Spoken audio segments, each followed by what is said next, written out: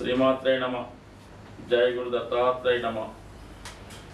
ఈ వీడియోలో మనం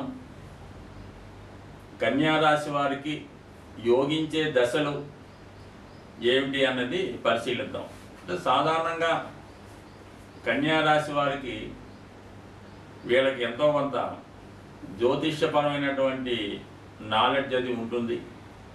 ఎక్కువగా ఈ శాస్త్రాన్ని ఫాలో అవ్వడం కూడా కన్యారాశి వారికి ఒక ఇంట్రెస్ట్గా కలిగి ఉంటారు.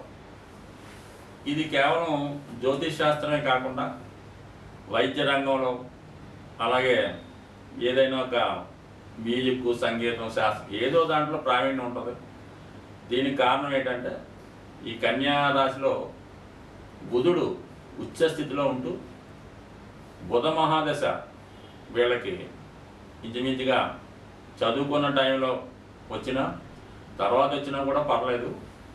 ఈ బుధ మహాదశ 17 సంవత్సరాలు కన్యారాశి వారికి అటు చదువు, జ్ఞానం, విజ్ఞానం, అలాగే వ్యాపారపరమైనటువంటి తెలివితేటలు, జీవితంలో ఏ విధంగా బతకాలి అన్నది, అంటే లౌక్యం చెప్తూ ఉంటుంది, కర్ణింగ్ చెప్తూ ఉంటుంది, అభివృద్ధిని చెప్తూ ఉంటుంది.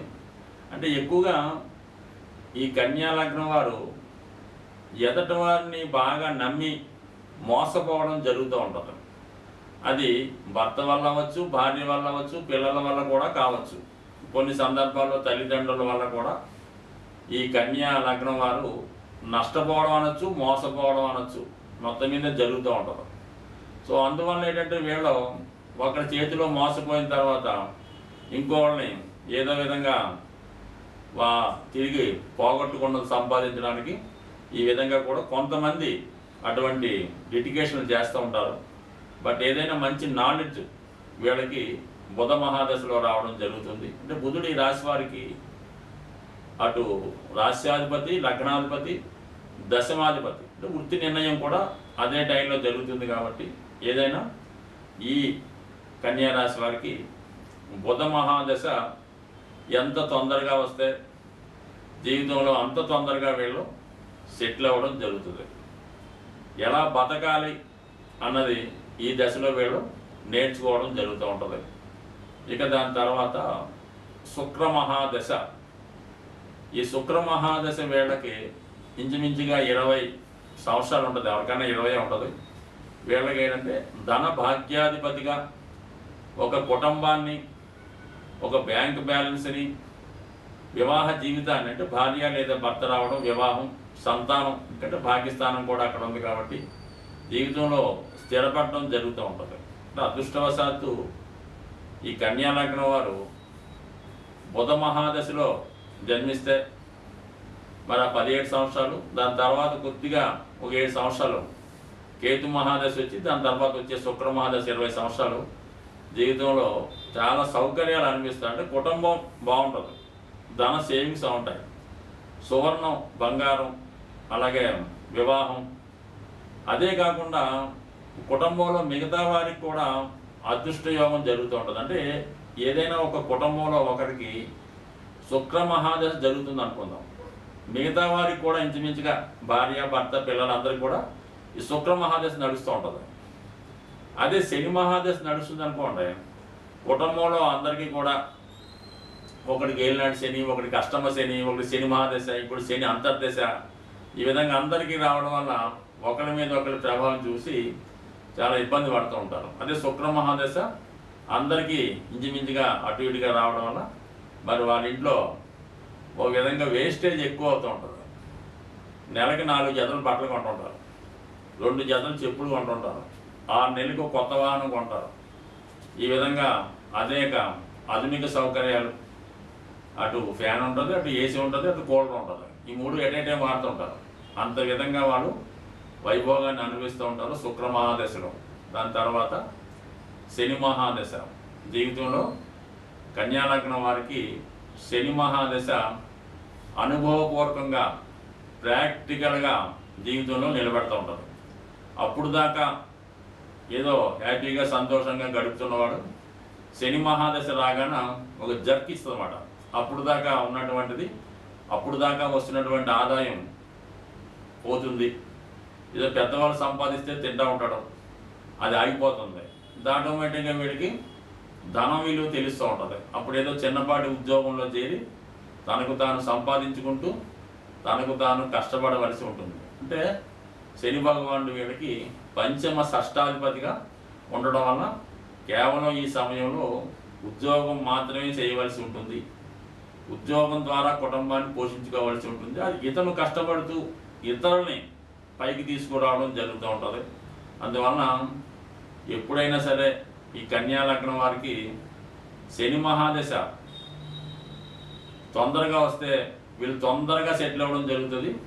దాని తర్వాత వచ్చే మహాదశలు వీళ్ళకి, అంటే శని మహాదశ ఈ 19 సంవత్సరాలు అయిపోయింది అనుకుంటాం, ఇమీడియట్గా వచ్చే బుధ మహాదశ మరి కన్యా రాశి వారికి లగ్నాధిపతిగా 17 సంవత్సరాలు బ్రహ్మాండమైన లైఫ్ ఇచ్చేస్తుంది.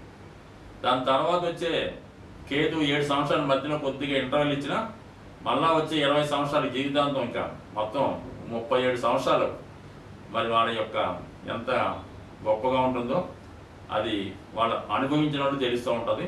బట్ ఏదైనా అల్ప సంతోషం అన్నమాట, చిన్నదానికే బాగా సంతోషించే జాతకులు కన్యారాశి వారు. ఎక్కువగా వీళ్ళకి సినిమా పరిశ్రమ, చార్టెడ్ అకౌంటెంట్స్, న్యాయశాఖ, విద్యాశాఖలో బాగా రాణించగలుగుతున్నారు. బుధ మహాదశ జరుగుతున్నప్పుడు ఈ కన్యా లగ్నం వారు విద్యకు సంబంధించినటువంటి, అంటే వ్యాపారం అనకూడదు కానీ ఏదో స్కూలో, పాఠశాల, కాలేజీ పెట్టుకుంటే బ్రహ్మాండంగా దానికి పేరు వస్తుంది. 10 మందికి విద్యాదానం చేసే విధంగా ఈ బుధ మహాదశ వీళ్ళకి యోగిస్తుంది. ఇంకా ఈ 3 ఉపయోగించినప్పుడు రాహు కూడా వీళ్ళకి బ్రహ్మాండంగా ఉపయోగిస్తాడు, 6వ స్థానాధిపతిగా.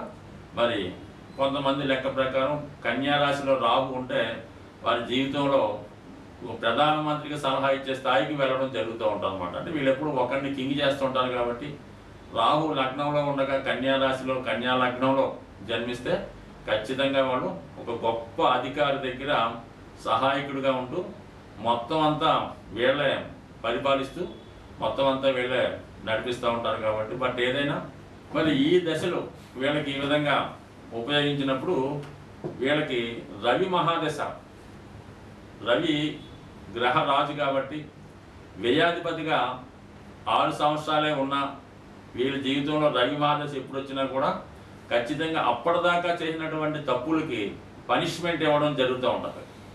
అది శిక్ష రూపంలో అవ్వచ్చు, ఉద్యోగం పోవడం ద్వారా అవ్వచ్చు, అనారోగ్యం వల్ల కూడా కావచ్చు. అంటే ఎందుకంటే రవి రాజు కాబట్టి ఖచ్చితంగా ప్రజల్ని శిక్షించే అర్హత, అలాగే జాగ్రత్తగా వాళ్ళకి ఉపాధి కల్పించే బాధ్యత గ్రహరాజు మీద, రవి మీద ఉంటుందన్నమాట. అంటే మనకి రాజు ఎలాగో, అంటే పూర్వకాలం రాజులు అనుకుందాం, ఇప్పుడు రవి దశలో మాత్రం మరి ఖచ్చితంగా కన్యా రాశి వారికి, కన్యా లగ్నం వారికి పనిష్మెంట్ ఇవ్వడం జరుగుతూ ఉంటుంది. దాని తర్వాత మరి కుజుడు, ఈ రాశి వారికి అత్యంత పాపగ్రహం కుజగ్రహం, తృతీయ అష్టమాధిపతిగా. చాలా వరకు కన్యా లగ్నం వారికి జీవితంలో ఒకసారైనా వాళ్ళకి యాక్సిడెంట్ లాంటిది, అంటే ఆడుకున్నప్పుడు, సైకిల్ తొక్కినప్పుడు, వెహికల్ మీద వెళ్ళినప్పుడు ఎక్కువగా చేతికి ఫ్రాక్చర్ అవ్వడం కానీ, లెగ్కి, కాలుకి ఫ్రాక్చర్ అవ్వడం కానీ జరుగుతూ ఉంటుంది. ఎక్కువగా ఈ రాశి వారికి, లగ్నం వారికి ఈ కుజ మహాదశ వచ్చినప్పుడు మాత్రం చాలా జాగ్రత్తగా వ్యవహరించాలి. అంటే ప్రయాణాలు చేస్తున్నప్పుడు, అంటే పూర్వకాలం అయితే గొడవలు, కొట్లాటలు, ఫ్యాక్షన్ అది ఉండేది. సో ఇప్పుడైతే లేదు కానీ, బట్ ఏదైనా అటువంటి వ్యవహారాలకి దూరంగా ఉండాలి. ఆయుధాలు పట్టుకొని, పదునైన వస్తువులు పట్టుకొని తిరగడం కూడా అంత మంచిది కదా. అంటే ఆ టైంలో ఎప్పుడు కోపం వస్తుందో తెలియదు, అవతల వాడిని గమ్ముని అటాక్ చేసి వాడిని కొట్టచ్చు. అందువల్ల ఈ దశలో చాలా వరకు పోలీసుల వల్ల, ప్రభుత్వం వల్ల శిక్ష పొందే అవకాశం ఉంటుంది. కాబట్టి కుజ మహాదశలో మాత్రం చాలా జాగ్రత్తగా వ్యవహరించాలి. చట్టానికి లోబడి నిజాయితీగా, న్యాయంగా వ్యవహరించవలసి ఉంటుంది. అలాగే మరి చంద్రుడు లాభాధిపతిగా ఉన్నప్పటికీ కూడా మరి ఆ సమయంలో జాతకుడు సంపాదించిందంతా కూడా తనకి ఇష్టమైన వారికో, ప్రేమించిన వారికో, పిల్లలకు, ఎవరికో ఒకరికి ఏదో రూపంలో చెల్లించి తిరిగి పొందలేకపోవడం జరుగుతూ ఉంటుంది, మోసపోవడం జరుగుతూ ఉంటుంది. అయితే జీవనోపాధికి అయితే ఇబ్బంది అయితే ఉండదు. మరి స్నేహితుల వల్ల లాభం పొందుతూ ఉంటారు. లాభాధిపతి ఎప్పుడు కూడా ఏదో ఒక సౌఖ్యాన్ని ఇస్తూ ఉంటాడు కాబట్టి మరి చంద్రుడు మాతృకారకుడుగా మరి మాతృ సౌఖ్యాన్ని ఇవ్వడం జరుగుతూ ఉంటుంది.